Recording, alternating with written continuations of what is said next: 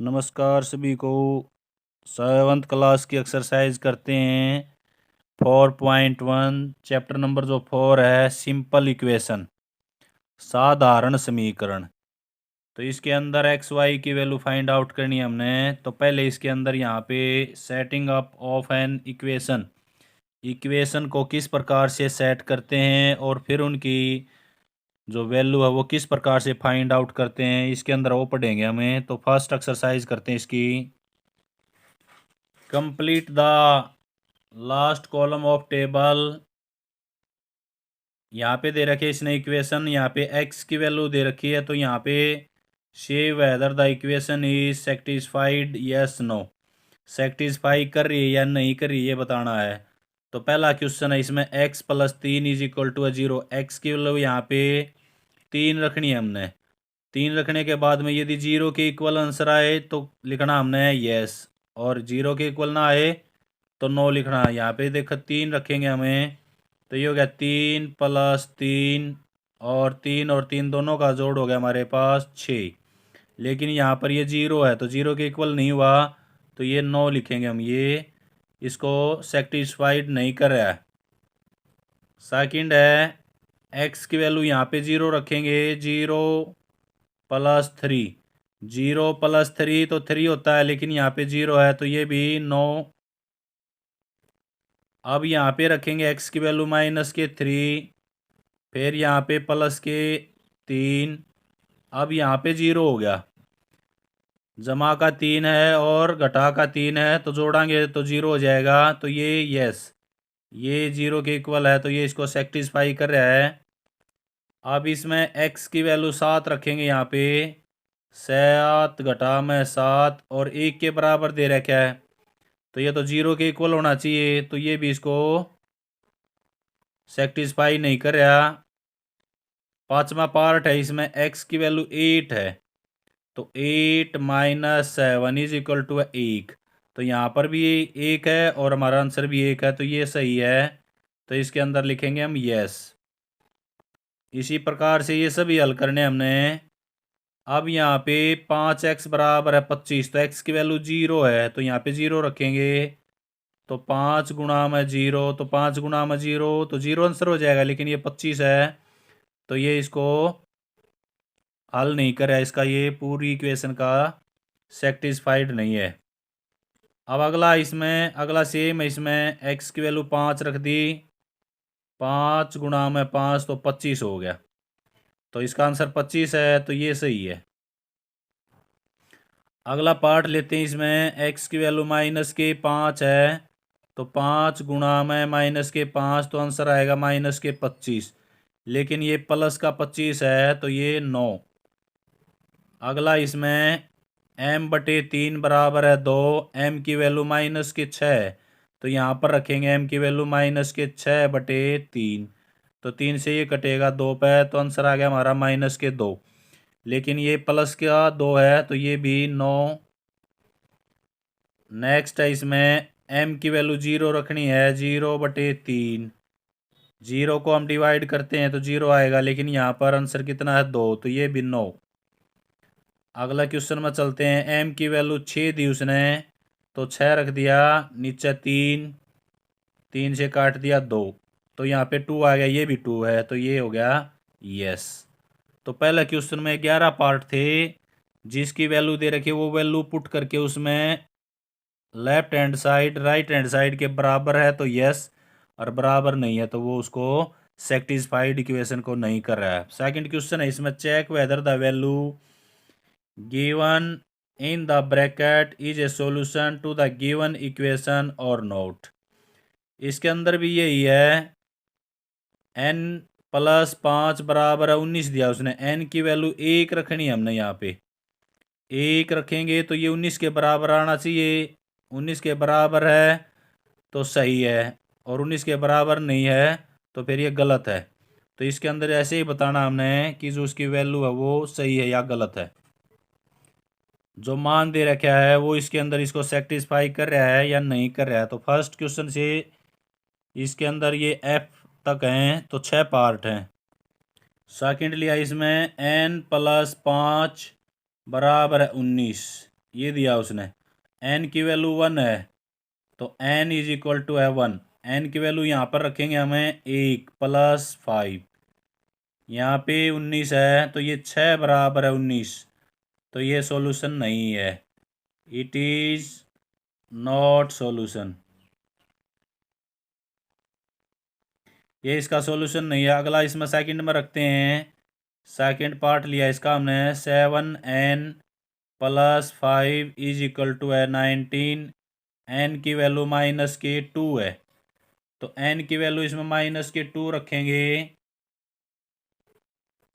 7 × -2 + इसके बराबर आनी चाहिए। यहाँ पे लेफ्ट हैंड साइड भी ले सकते हैं बस, 7 की 2 की गुणा होगी -14 और +5, तो आंसर आ गया हमारे पास -9, तो ये इसके इक्वल नहीं है।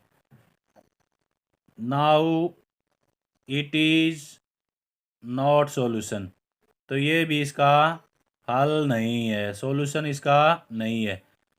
थर्ड पार्ट करते हैं इसका, सी पार्ट लेते हैं इसमें, 7n + 5 इज इक्वल टू 19। अब की बारी n की वैल्यू उसने 2 दी है तो 2 रखते हैं, 7 × 2 + 5, यहाँ पे इसकी दोनों की गुणा होगी 14 + 5, तो ये हो गया 19। अब दोनों इक्वल हैं तो ये इसके अंदर का आएंगे हम, ये इसका सॉल्यूशन है, यस इट इज सॉल्यूशन, ये इसका हल है। अगला डी पार्ट करते हैं इसका, डी पार्ट है 4p - 3 इज इक्वल टू है 13। p की जो वैल्यू है वो है 1, तो p की वैल्यू यहाँ रखेंगे 1 - 3, तो ये 4 - 3, तो ये तो 1 हो गया, ये इक्वल नहीं है, तो लिख भी सकते हैं हम यहाँ पे left hand side not equal to right hand side. ये लेफ्ट हैंड साइड होती है, ये लेफ्ट, और ये राइट होती है right hand side, right hand side, ये इक्वल नहीं है। इक्वल नहीं है तो not solution, it is not solution, ये इसका हल नहीं है। इसके बाद इसमें आते हैं हम ई पर।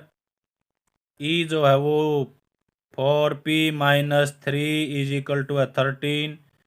क्वेश्चन वही है, केवल उसकी जो वैल्यू है वो चेंज कर रहा है। यहाँ पे p की वैल्यू अब की बारी उसने -4 रख दी, तो यहाँ पर रखेंगे हमें 4 × -4 - 3, इन दोनों की जो गुणा होगी -16 - 3, तो -19 हो गया, लेकिन ये क्या है 13, तो यहाँ पर भी लिखेंगे left hand side not equal to right hand side, then it is not solution, ये इसका हल नहीं है।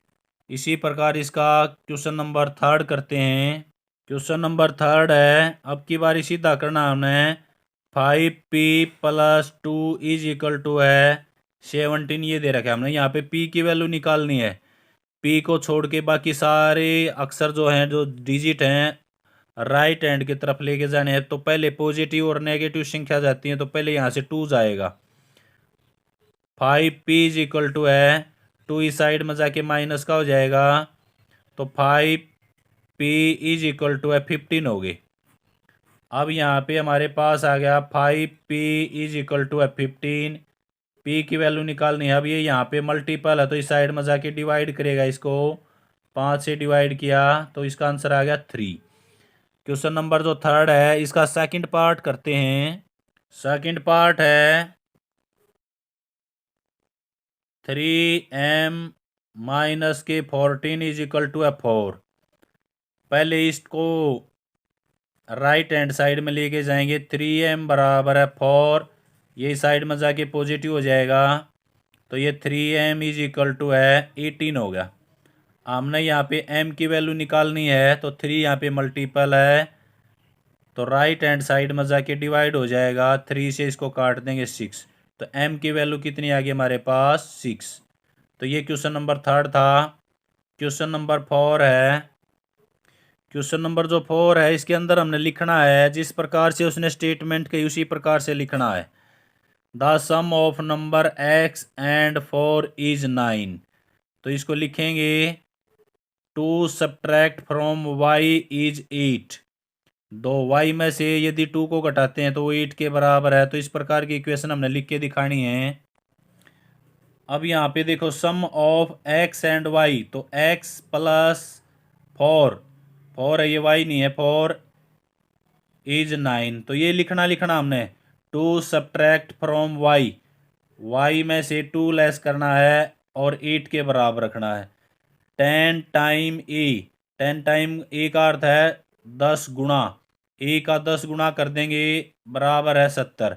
तो इस प्रकार से करने हैं ये, नीचे लिख रहा हूँ मैं इनको डिटेल में।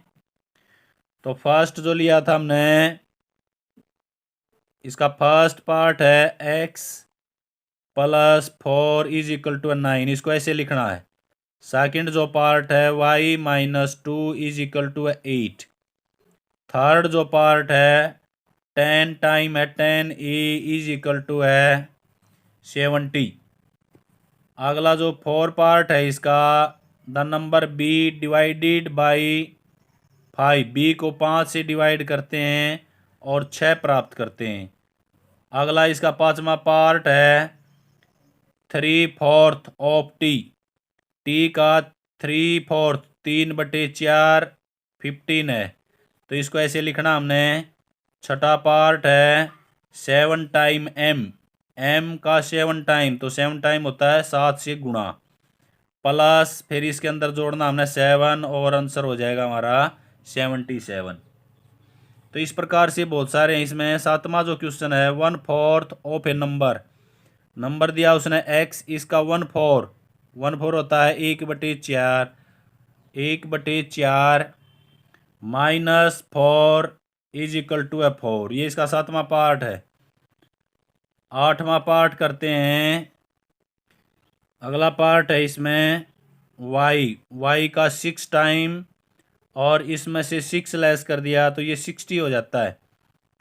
इनकी गुणा करके भी लिख सकते हैं हमें, 6y minus 6 is equal to है 60, इस प्रकार से भी लिख सकते हैं। अगला पार्ट करते हैं इसका 9 पार्ट। z दिया उसने, z का 1/3, 1/3 1/3 और इसमें 3 जोड़ना है तो ये 30 के इक्वल हो जाएगा। इस प्रकार से हमने इसको लिखना। दूसरा तरीका हम इसको ऐसे भी लिख सकते हैं, z की और 1 की गुणा करें तो z आएगा बटे में 3 जमा में 3 इक्वल टू 30। तो ये क्वेश्चन नंबर इसका 4 था। क्वेश्चन नंबर 5 है। Question number 5, p plus 4 is equal to है 15। यहाँ पे हमने p की वैल्यू निकालनी है। 4 को इस साइड में ले गए, 15 माइनस 4, तो p की वैल्यू आ गई हमारे पास, 15 में से 4 गए 11। तो ये इसका आंसर है। दूसरा पार्ट है इसमें m minus 7 is equal to 3। तो 7 को इस साइड में ले गया हमें, राइट हैंड साइड में, नेगेटिव इस साइड में पॉजिटिव हो जाएगा। 3 प्लस 7, तो m की वैल्यू होगी हमारे पास 10। तो ये सेकंड पार्ट था। पार्ट इसका थर्ड पार्ट है। थर्ड पार्ट लेते हैं इसका हमें, 2m इज इक्वल टू 7, ये दे रखा है उसने। तीसरा जो पार्ट है, m की वैल्यू निकालनी है। यहाँ पे 2 मल्टीपल है तो इस साइड में जाके ये डिवाइड हो जाएगा, बस वेरी सिंपल। 4 पार्ट है m/5 इज इक्वल टू 3।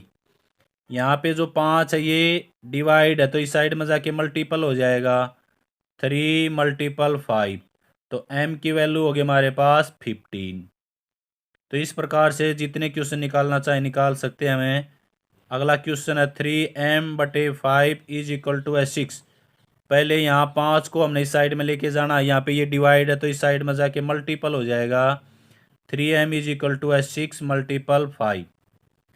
अब हमने यहाँ से m निकालना है, 3 यहाँ पे मल्टीपल है तो इस साइड में जाके ये डिवाइड करिएगा दोनों को। 3 से 6 को काट देंगे, 2 और 5 की दोनों की मल्टीपल करते हैं तो 10। तो m की वैल्यू कितनी आ गई हमारे पास, 10। अगला पार्ट करते हैं इसका 6 3p plus 4 is equal to है 25। अब 4 को लेके जाते हैं इस साइड में तो नेगेटिव हो जाएगा। 3p 25 माइनस के 4 तो ये हो गया 3p इज इक्वल टू है 21। 25 में से 4 लेस कर दिया हमने। p की वैल्यू कितनी हो जाएगी, यहाँ पे 3 मल्टीपल है तो इस साइड डिवाइड होगा 3 से इसको 7, तो p की वैल्यू आ गई हमारे पास 7। ये इसका आंसर। 8वां पार्ट है इसका, p/2 plus 2 is equal to है 8। पहले यहाँ 2 को इस साइड में लेके जाएंगे हमें। p/2 इज इक्वल टू है 8 माइनस का हो जाएगा ये माइनस के 2, तो इसके अंदर आ गया p/2 इज इक्वल टू है 8 में से 2 गए तो 6। अब यहाँ पे ये 2 डिवाइड है तो इस साइड में जाके मल्टीपल हो जाएगा, तो p की वैल्यू होगी 2 मल्टीपल 6, तो p इज इक्वल टू है 12। 6 और 2 की दोनों की मल्टीपल कर दी हमने 12। तो इस प्रकार से जितने भी क्वेश्चन करना चाहें कितने पार्टों से भी निकाल सकते हैं। इसका अंतिम क्वेश्चन करते हैं, क्वेश्चन नंबर 6 करते हैं इसका।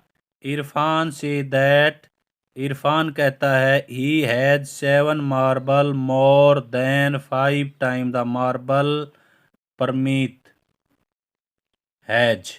इरफान ये कह रहा है कि मेरे पास जो मार्बल हैं जो कंचे हैं वो परमित के पास जो कंचे हैं उससे 5 गुना और 7 अधिक हैं, और कितने हैं, इरफान के पास 37 कंचे हो गए। तो इक्वेशन बनाएंगे इसी प्रकार। इसमें इसके अंदर इक्वेशन बनानी है हमें सभी की। Lakshmi father is 49 year old, Lakshmi का जो पिता वो 49 साल का है।